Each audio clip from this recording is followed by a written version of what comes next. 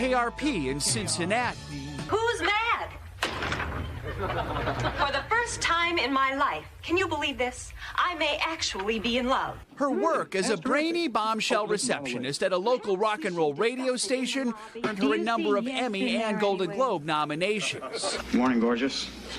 You got anything for me? Only the mail, Herb. That's all I'll ever have for you.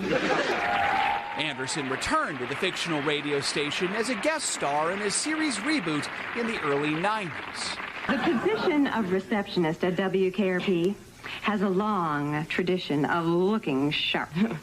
The actress discussed her career at a cast reunion more than 40 years after the show's debut. I dated men with lots of money, and I had unexplained wealth, and I just loved being at the station and taking care of my brood, really, which was my character. In 1980, she starred in the made-for-TV movie The Jane Mansfield Story, opposite a young Arnold Schwarzenegger. She later moved to the silver screen, starring in the 1980s racing comedy Stroker Ace with Burt Reynolds. It's part of the wonderfulness of me. The Hollywood pair's on-screen romance becoming a real-life love affair and marriage. But it was their bitter divorce a decade later that became fodder for the tabloids for years. Anderson joined us on Today after their infamous split. How are you coping with this very public breakup? I'm just trying to be me and keep a focus on who I am rather than who the tabloid headlines are. That seems like some other person to me. Her most recent role just 2 years ago in Lifetime's Ladies of the 80s, A Diva's Christmas. But it will always be WKRP in Cincinnati that made her a sex symbol and a star. What's the meaning of life?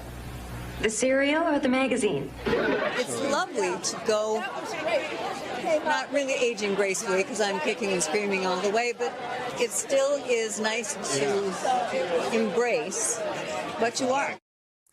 And tributes honoring Anderson's career were pouring in overnight. Her Ladies of the 80s co-star Morgan Fairchild wrote on social media that Anderson was genuinely one of the nicest ladies I've ever worked with. And Barbara Eden, star of I Dream of Jeannie, says Anderson was a real talent with razor-smart wit and a glowing sense of humor. Along with her fourth husband, Bob Flick, Anderson is survived by her 2 children and a number of grandchildren. What a life. Exactly. I read over the weekend that I guess she didn't initially want to dye her hair, that blonde color. She's naturally a brunette. And then after she took off, it was, you know. It was like, but it's blonde now. It becomes so iconic. Correct. Exactly. Correct. Thank you, Joe. Appreciate it, Joe.